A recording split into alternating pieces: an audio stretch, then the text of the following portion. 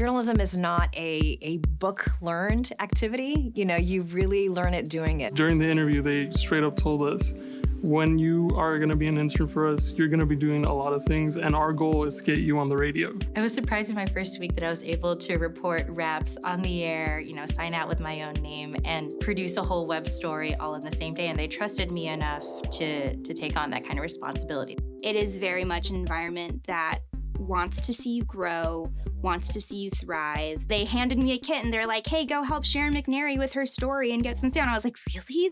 They immediately encouraged me to start doing my own work, which I was really amazed by because other radio internships I've had, they've focused very much on watching producers do their work. People take me seriously and they give me a lot of responsibility. I've worked on Big Mike, which is our mobile recording booth. I've gotten to interview the people who come to our events on their opinions about the things that were going on. They are thrilled. There are a lot of places where they just don't get the kind of hands-on experience that we can give them at KPCC, and they really feel at the end of it that they don't just have clips. You know, they've actually learned to do something. And I didn't feel like I was just there to help somebody else do something. I feel like people, in a lot of ways, were helping me learn and do the journalism that I really care about.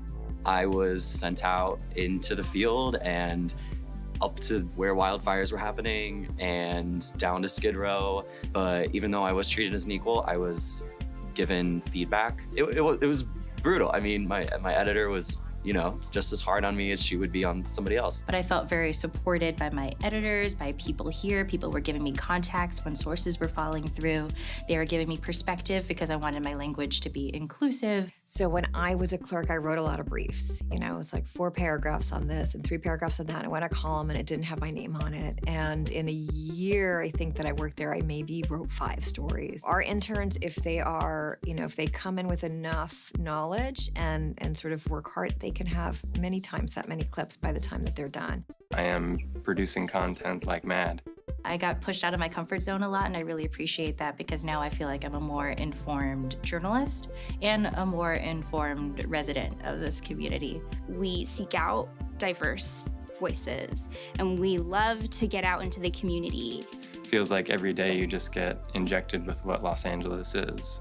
I think something that I learned at KPCC that I still use in my professional life and even my personal life today is to really be a listener, not talking over someone, not just trying to get them to say whatever you need them to say. Try to absorb it all before you ask another question. We're not just talking about the kinds of reverb and delay that Kendrick Lamar puts on his vocals. We're talking about like the social implications of what people are doing in the arts and entertainment world. And it's great to feel like you have a voice. There's always an opportunity here. The people at KPCC really made it feel like a place where we could learn and contribute and grow as journalists as well as people.